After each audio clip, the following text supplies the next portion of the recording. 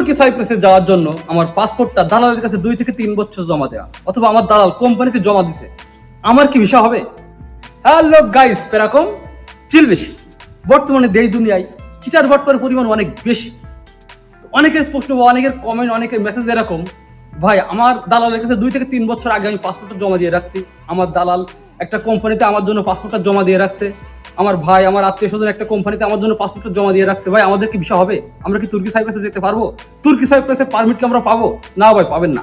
এখন যদি বলেন কেন পাবেন না, ভাই আপনার পাসপোর্টটা জাস্ট জমা করা হয়েছে, ঠিক আছে? ভিসা বন্ধের আগে যদি আবেদন করা থাকতো তাহলে একটা চান্স ছিল। খালি পাসপোর্টটা জমা দিয়ে ভাই ভিসা হওয়া সম্ভব না। অর্থাৎ আপনার পাসপোর্টটা কোথায় জমা আছে কি না আছে এটা কোনো ব্যাপার না, ব্যাপার হচ্ছে আপনার পাসপোর্ট দিয়ে আপনার নামে তুর্কি সাইপ্রাসের কোনো কোম্পানিতে আবেদন করা হয়েছে কিনা। যদি আবেদন করে তাহলে আপনার পারমিট পাওয়ার অথবা ভিসা পাওয়ার সম্ভাবনা আছে। খালি জমা দিয়ে রাখলে ভিসা অথবা পারমিট কোনোটাই পাওয়া সম্ভব না। সব কিছু মিলায় ধন্যবাদ।